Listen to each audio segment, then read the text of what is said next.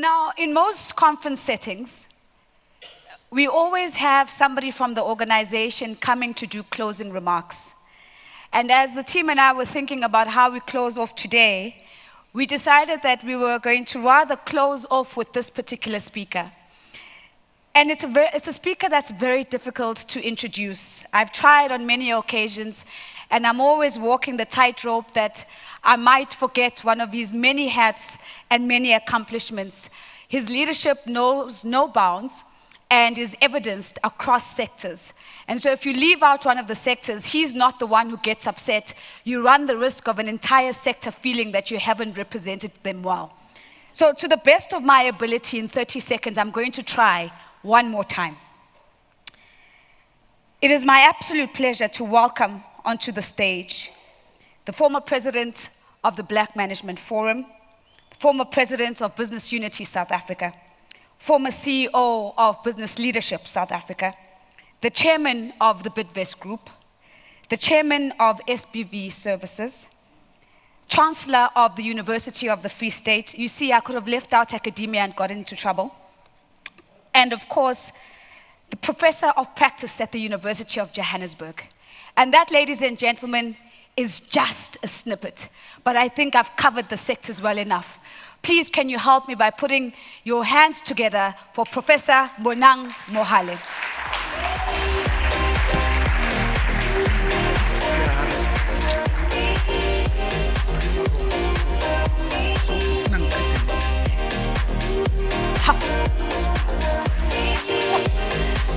And we'll always have to negotiate before he starts when he needs to finish. And so he's got half an hour with us, 20 minutes to talk, and maybe 10 minutes for us to engage. Thank you very much, ladies and gentlemen.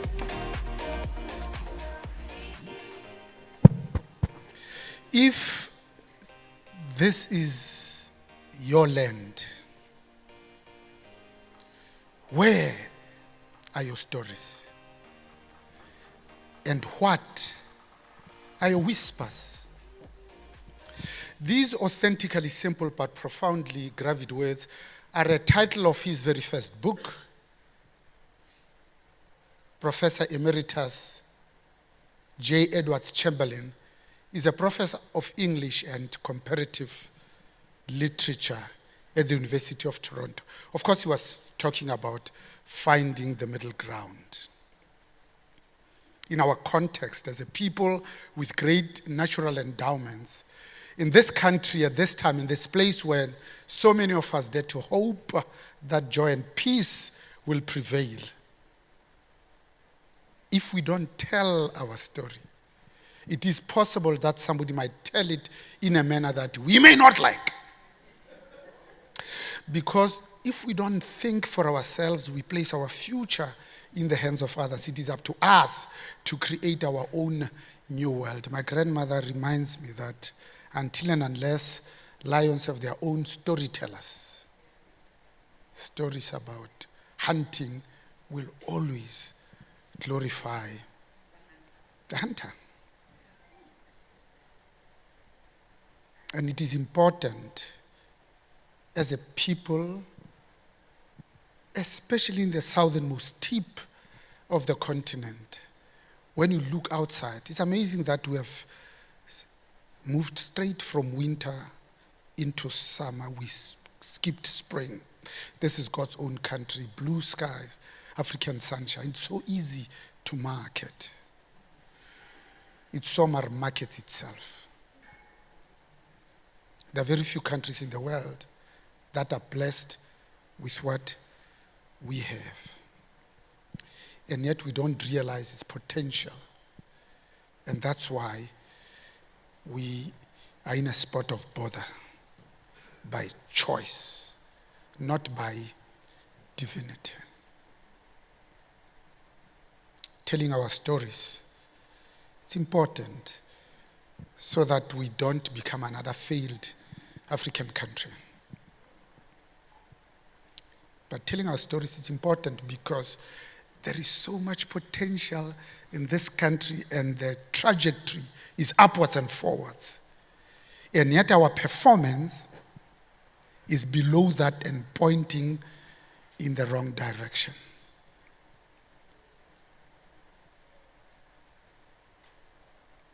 But stories are important because that's how we derive narratives.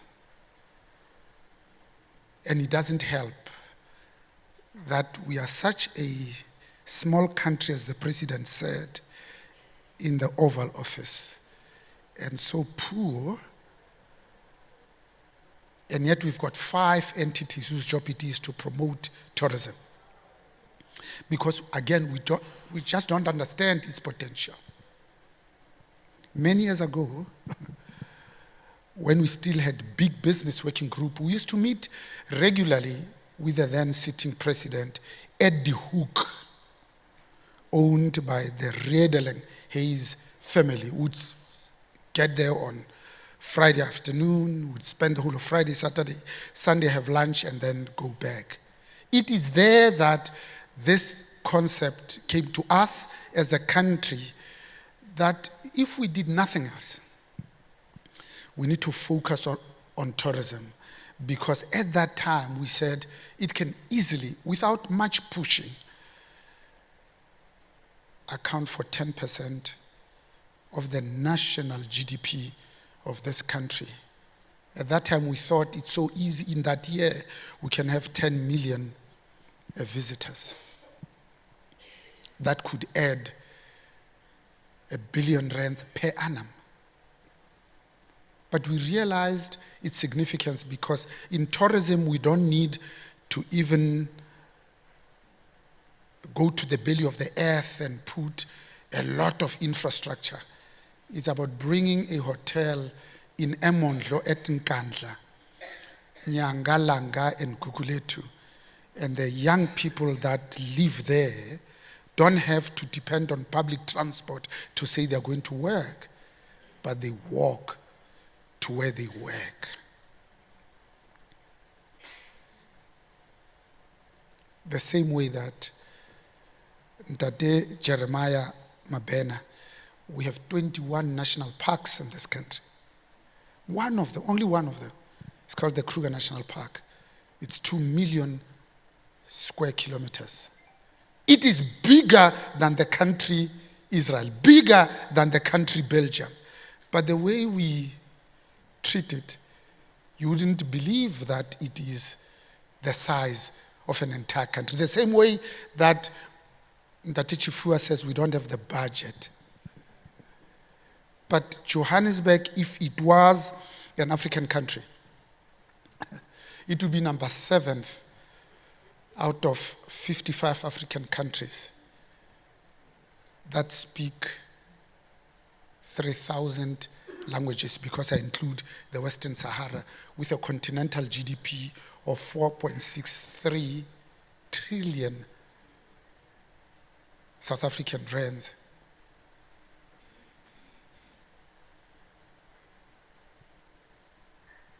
That Johannesburg, not Gauteng, is bigger than the economy of Kenya and Tanzania. And yet in 7 months, we had 6 mayors. We play with it like it's monopoly or snakes and ladders, and then we want to pretend that we are a poor country. It is important that we ourselves tell our own stories. When you meet an American, it doesn't matter where they come from. The first thing they do, they look you in the centerpiece of the pupil of your eye and they say, "My name is Millard Arnold and I'm an American." What are we saying when we introduce ourselves very shyly, with our hands almost hanging to the ground, and yet we are daughters and sons of their most amazing warriors? But we didn't do too badly, because on the 27th of April 1994, when we ushered in our democracy, we inherited a technically bankrupt country. We're gifted with a president that if we were to write the job description, he wouldn't have qualified. Because you'd have said you want somebody who has been in organized politics, maybe for a period of 10 years, who's run a political party with a demonstrable track record. And what were we gifted with? An ex-convict who went on to become arguably the best president in the world. In 5 years, that's all it was. we quadrupled the GDP of this country. Handed over seamlessly to President Thabo Mbeki, who gave us 43 consecutive quarters of positive GDP growth. The highest was in October at 5.6% of 2007. Yes, the jobs were not commensurate to the growth. That's why we called it a jobless growth. But we were up, and we reclaimed our self-respect and our self-worth. And the wheels came off in 2007 on our way to Mankweng. We called it Polokwane.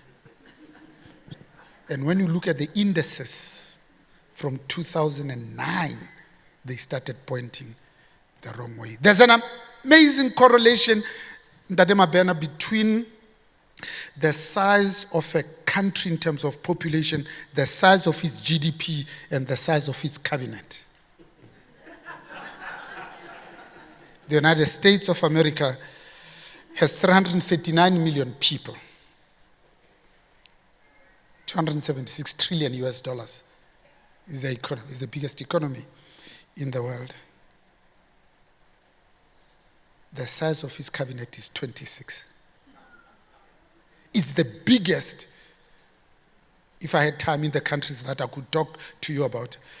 The second is the biggest economy in Europe, it's Germany. And you compare it also with Japan. The smallest in that group, it's the UK. It used to call itself the Great Britain.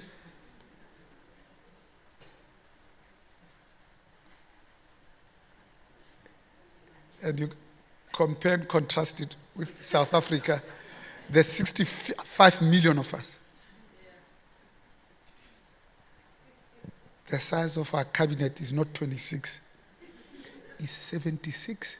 We have more deputy ministers than there are ministers. It's for the same reason that if you don't know what you are playing with, you might not have a full appreciation.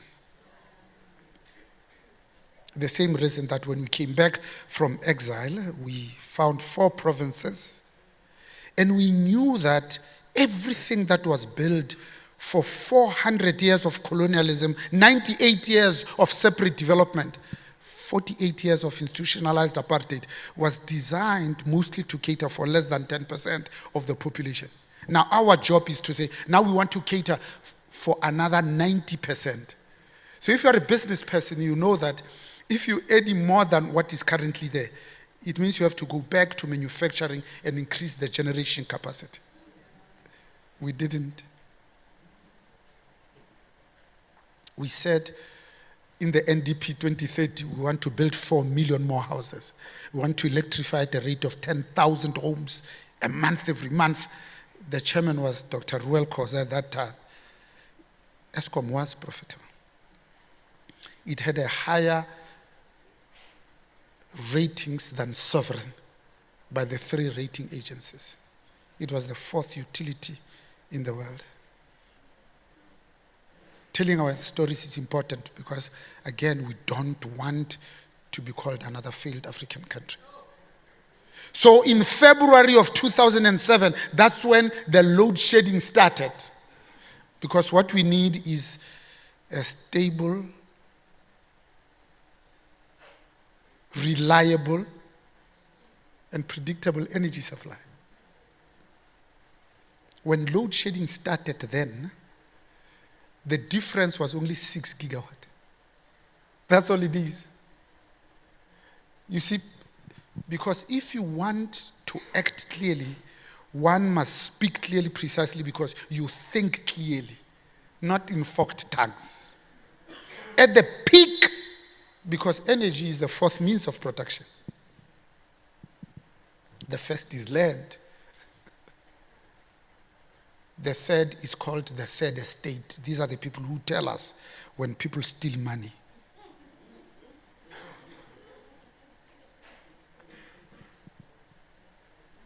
At the peak, we consume 32 gigawatts of electricity. That's the demand. But even with our best attempt, we don't do more than 27 gigawatts. The difference is 6 gigawatts. So we look at this problem and say, we're going to solve it. So we're going to build not one, but two, it ended up being three, of the biggest coal-fired power stations in the world. I include Ingula, which is hydroelectric in KwaZulu-Natal, each to give us 9.6 gigawatts. Both of them combined, the cost is 150 billion South African. We should have finished in 2016.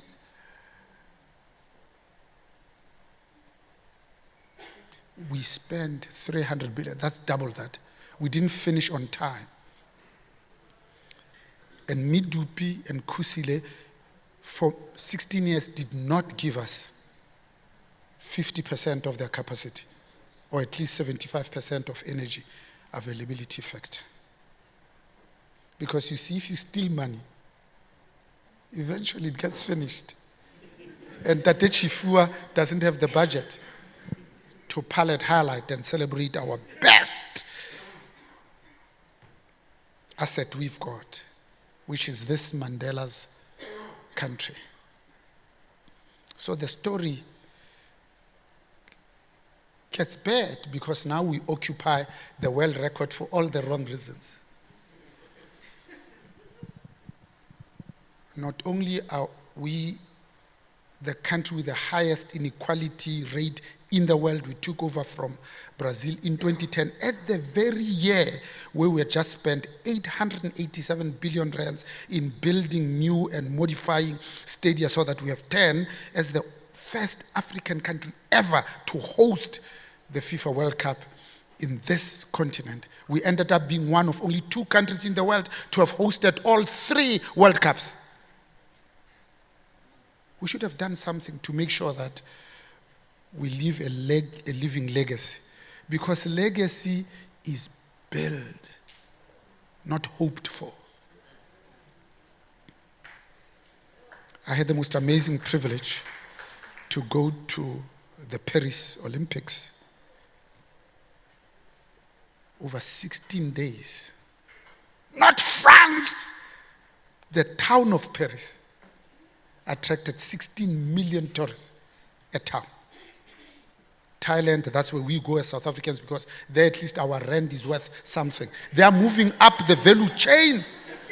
They had 20 million visitors in 2022. And now they're saying, you know what? It was backpackers and people who were staying in 3-star hotels. We want to move up that chain so that we attract business people because they stay longer and they spend more. Now they're going to become a premier destination. And what is our story? Our story is that we have the highest unemployment rate in the world. It is so bad we even try to hide it because we learned from apartheid. They had 2 forms of rents, commercial rent and the fin rent. So we don't use the ILO unemployment definition. We use our own narrow one. It says 33.2% of our people are unemployed. That's worse than countries at war. On an expanded level, it's 42.9%. But what should scare you and I is that in the 2 weeks in July of 2021, youth unemployment was 74.9%. So amongst family, I would say 75%. When 8 out of 10 young people are sitting at home twiddling their thumbs, not only are we asking for trouble, we're actively inviting it. And it's the people in this room that if we don't, as Ntate Chifua said, take it upon ourselves to do something, the 2 weeks in July is going to happen again and again and again when we bend in just the first 4 days of the 8 days in total. 10 malls, 8 warehouses. We looted 140 ATMs. We stole 100 million South African rands. We wiped off 30 billion in the economy of KwaZulu-Natal alone. It spilled over into Gauteng, where we lost another 20 billion. You'll be forgiven to think that the biggest economy in this country, of course, is Gauteng, with a provincial GDP of 35%, followed by KwaZulu-Natal at 16 and the Western Cape at 14. But Western Cape does a better job in telling their story than we do. So what we need, I suppose, as leaders in tourism, number one, of course, is to make sure that as we grow our tourism, but that growth It's called an inclusive socio-economic growth. Loaded, eh? Number 2, that we protect the key state institutions. Because today is day 2 of General Mkhwanazi telling us who is guarding the guards.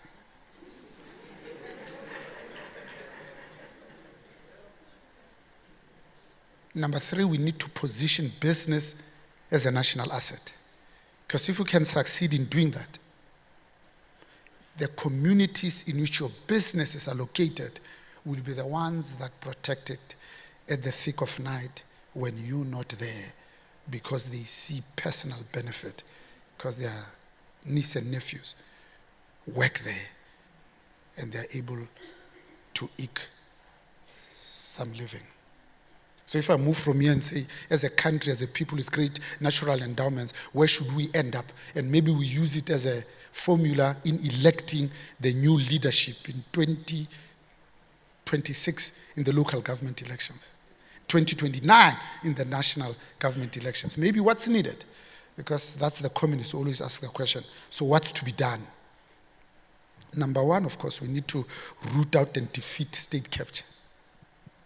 So if I had time, I would tell you, because it's like carrying a bucket with lots of holes. You fill it up with water. The harder you work, the more it leaks. So you have to stop the bleeding.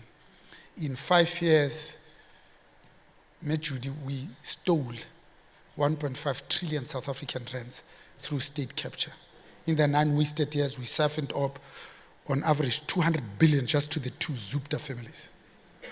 Now we want to spend 700 million having a national dialogue to tell us what our problems are. And then we'll spend double that to say, okay, we know the problem. So what then should be the solutions? But if I had time, I would also tell you what 700 can buy. 700 million can eliminate the remaining 141 pit latrine toilets in the province of Limpopo alone, that killed 5 5-year-olds, starting with Michael Komarp, who died a sad, tragic, and regrettable death. A middle-income country still has 141 pit latrine toilets.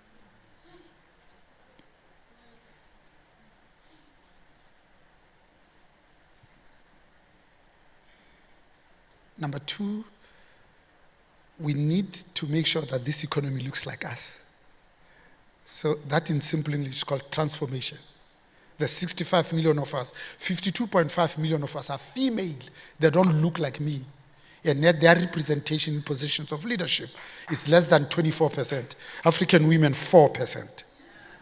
And yet we know that when you put a smartphone in the hands of a woman, not only does the nutrition, the health, and education of their own children improve, but that of the entire society and community from which they come. COVID-19 was an amazing lesson, because 198 countries that were affected and infected by this COVID-19, 8 of them dealt with the COVID better than all others put together, and all 8 of them had women as head of state, including New Zealand and its 5 million people, Angela Merkel's Germany, and the Nordic and indeed Scandinavian countries, when you add one more country. A country that doesn't look after its providers, its presiders, and its protectors. It's a doomed country. Because I'm a product of a woman, and I'm surrounded by 3. I get outvoted every single time. The third, I suppose, in the interest of time, is to demand ethical leadership, because ethics, it's what you do when nobody is watching. We need good governance as the 4th, because good governance is defined. It's providing the handrails and the guardrails. The people who practice good governance don't steal from the mouths of the babies, the sick and the dying, like we saw the feeding frenzy at our most wanting moment of COVID-19. They formed companies on the 29th of March. On the 2nd of April, one was given a contract worth 153 million rands, and she happened to sit as a spokesperson for the president. The last two, the penultimate one, is service delivery. Because that's the job description of somebody who chooses to be a public servant. I'm not English, but in the word is the definition. Because it says, not me, myself, I choose to work for the public. Therefore, by that choice, I forgo the Bentley. The second part of it says, servant. There's no expectation that when I walk through that door that people must stand up into attention because I serve them. Because servant leadership is... Thank you. It's not a leader with many servants, but it's a person who leads with a servant's heart. The last one, it's law and order, safety and security. Because South Africans are not safe. I can almost understand walking in the streets because they're exposed. But when you look at the crime statistics, it's the contact crimes that are increasing. They are unsafe sleeping in their own homes, which is supposed to be their sanctuary.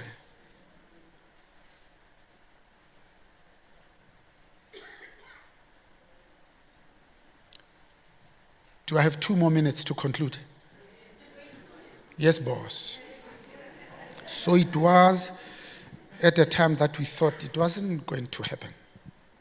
At a time like this, that Whitley Phibbs ascended at stage that was slightly better than this to remind us that slaves were not allowed to play the white keys of the piano. Went on to render that timeless classic, a John Newton classic called The Amazing Grace, composed with only 5 black keys, because all the Negro spirituals have been composed using only the black keys. You and I have much more than just the 5 black keys. We've got systems and processes, we've got infrastructure, we own hotels, we've got even a government that looks like us. That if you pain inflicted by your own, on your very own, stings more. You see, the slave master doesn't have to lynch and whip and kill and rape us anymore, because he has succeeded to teach us to do it all by ourselves. That's what Bantu Steve Biko reminded us, that the biggest weapon in the hands of the oppressor is not the army and the R5s. It's the mind of the oppressed. You'll do it on your own, to your own, in perpetuity.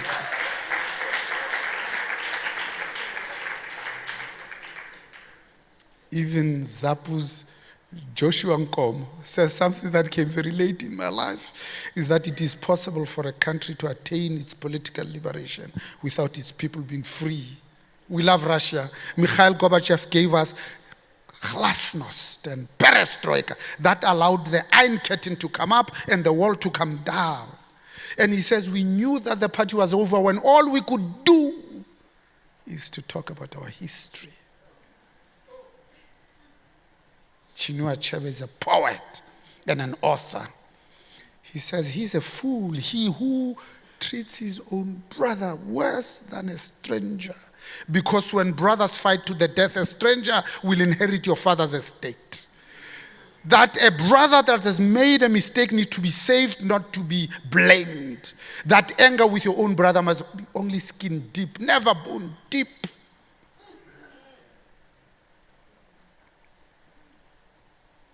Harriet Tubman is a slave abolitionist.